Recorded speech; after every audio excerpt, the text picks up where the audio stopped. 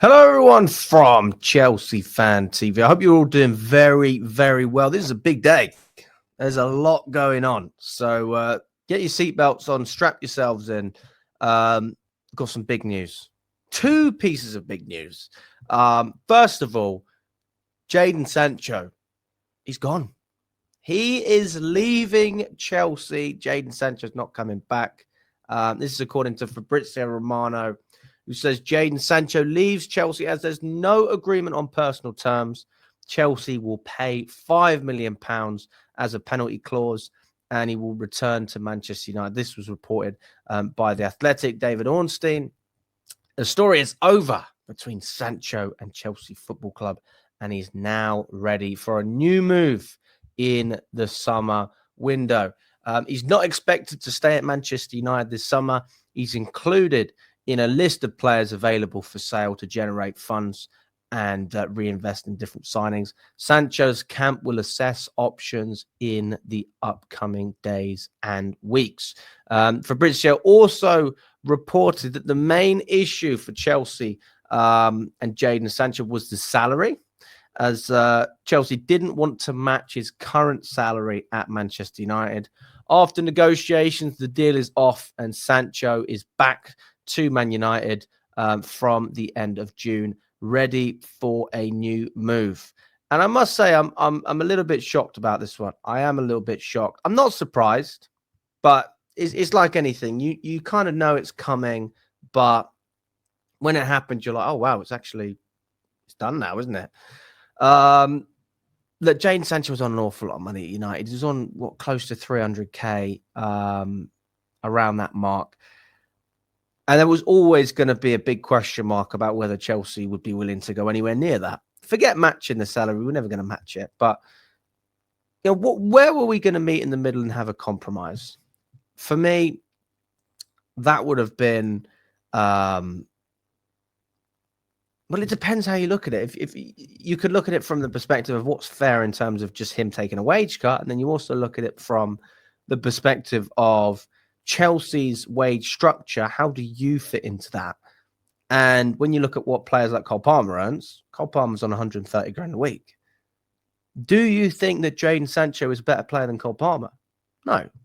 So by that logic, he would be on less than 130k a week. And that would put him in the sort of 100 to 120 grand bracket. The other side is obviously he's already on a lot of money. He's going to take a pay cut if he is going to stay, but we want to have a little bit more wiggle room. Maybe you give him 150. Okay. More than Palmer, but it's a big pay cut. All right. And we can accept that. We can understand that. The problem is that there was flexibility, but not enough. And according to London's First, obviously, Sancho did want to stay at Chelsea. I don't think there's any, he's enjoyed his time. Everybody knows that. He doesn't want to be at United. But his agent was asking for around 200 grand. And Chelsea just were never going to go near that number. There's still about 100k less than he's on at the moment. So I don't sit here and hate on the guy for wanting to be relatively stubborn in terms of his wages, because 100 grand a week is a significant pay cut. It's 33% of your salary. It's a third. Okay. But it still doesn't fit into our model. And if you've got players like Sancho on 200 grand a week, what are you going to have to do when it comes to renewing other players' contracts or bringing other players in? This is where the model has to be strict. And this is where I kind of understand the caps that we have. And by the way, even though, that his wage would be, whatever it is, it would obviously go up because of Champions League football as well. So you would get a 20% bump regardless. But I don't really know. I don't know enough about it to be able to dive into it. All I can tell you is that he's not staying. And I think it's the right decision. I think, listen, if you're not going to fit into our structure, off your pop. You're a good player. You're not a great player. You're not a bad player. But you've been in England since 2021. And ultimately, you've never shown your potential. It's probably the best season he's had in English football. Doesn't that say something? And it was still pretty okay. It was all right. It wasn't great. It wasn't terrible. It was okay. He had good moments. He scored that nice goal against Ipswich, scored against Tottenham.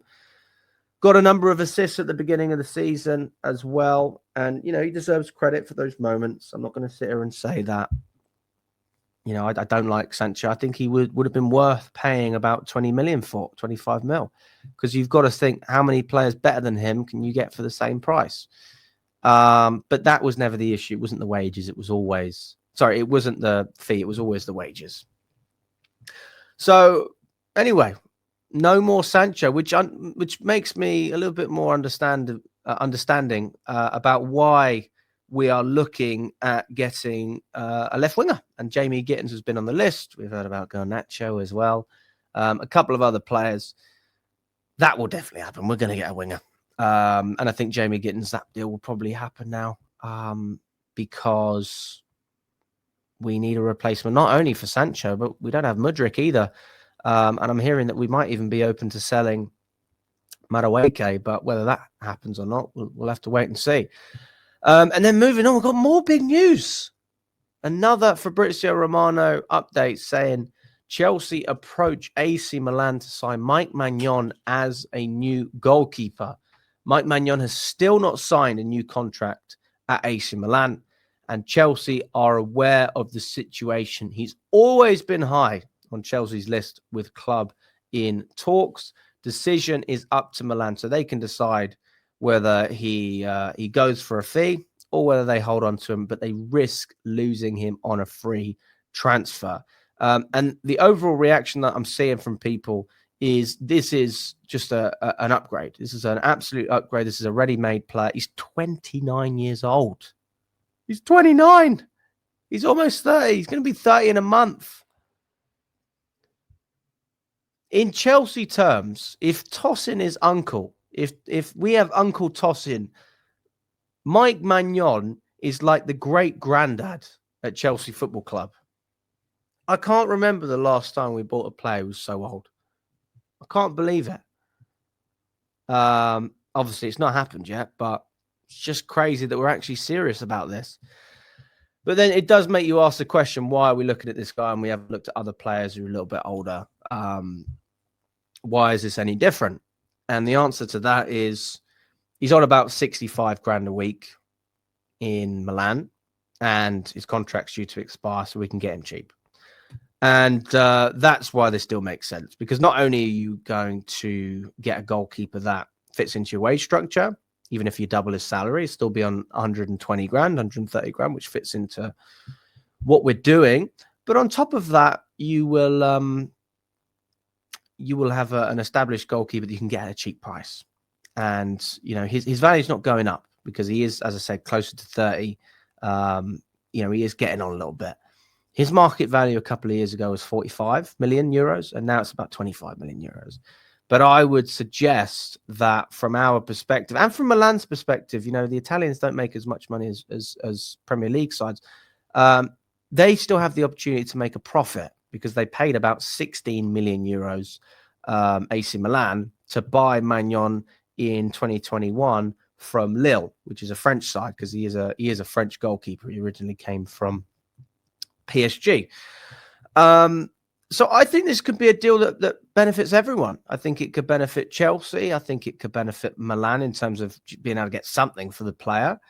A little bit like Guehi at Crystal Palace. I think that's a deal that can also happen, and I'd like to see that happen. And I would honestly see a deal of around sort of 20 million euros being enough to get Maignan and satisfy Milan in terms of making a small profit, but also bringing in a top goalkeeper from a Chelsea perspective. The only thing that I don't like about this is where it leaves Petravic. Because Petravic, he's 25 years old. We've had him for a number of years. We signed him from the MLS. He was the best goalkeeper in the MLS when we signed him. And you go, okay, can you prove yourself in a Chelsea shirt? Robert Sanchez was our starting keeper under Poch. He got an injury, and then Petravic come in and was great. It was really, really good. And then for some reason, we shipped him off to Strasbourg and we kept Sanchez in goal. I mean, what are we doing? Anyway, obviously, Sanchez has, again, had a much worse season than Petravic. And we're still debating whether Petravic is good enough to be a part of our side. I'm not sitting here saying that Petravic is better than Maignan. But what I am going to sit here and say is, if you're looking at it from a financial perspective, why not just not spend the money on Maignan and invest that somewhere else when you already have a good goalkeeper at your disposal with Petravic? He's had 2 good seasons under this ownership. He had a good season for Chelsea when he played last year, and he's had a great season for Strasbourg. I don't know what more that guy has to do in order to prove himself. I don't see how Petravic can do anything else, to be honest with you, to be a part of Chelsea's #1 conversation. I mean, he is part of the conversation, but how have we not just said, right, you are clearly better than Jorgensen and Sanchez, Mike Penders as well? I mean, there's been reports that, you know, Chelsea really like Penders, and they think that he is good enough for the Premier League. But again, it's about his age, so he could still be loaned out. That's according to Ben Jacobs on TalkSport. It's also been reported as well by Ben Jacobs that Petravic is believed to have a release clause in his deal, which allows him to leave. Why?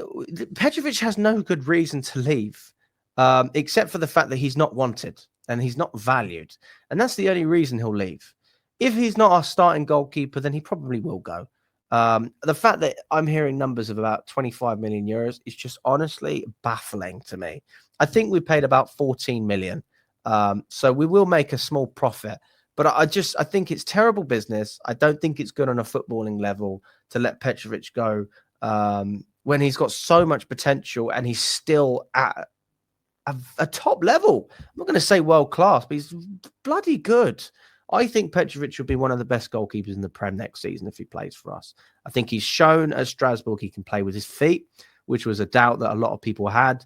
And he's a great shot stopper as well. He's reliable. And he's young. He's 5 years younger than Mike Maignan. So we talk about long-term projects. I mean, Magnon's not exactly a long-term fix, although I say that goalkeepers can play until they're about 40 some of the time. So we'll have to wait and see what happens there. I'm not disappointed with the links of Mike Maignan. I'm actually quite, impressed. But it's just when you see, it's like signing a centre back, but then Chalobah's getting sold. You're happy that you bring in a new addition. You're like, oh yeah, you could probably help us play like Mark Gurhey, for example. But I like Chalobah, and I kind of feel a similar way about Petravic and Maignan. If we sign Maignan, I'm happy, but I really think that Petravic deserves a chance. And I would actually argue that Petravic is, much, actually, no, it's very similar to Chalobah. Both players have performed and they both really should be staying at Chelsea, but you can't have it all, can you? So we'll wait and see what happens. Let me know in the comments what you think, whether you agree or disagree with anything I'm saying about these players. And yeah, we'll have to see where it takes us. All the best, guys, and we will catch up very, very soon.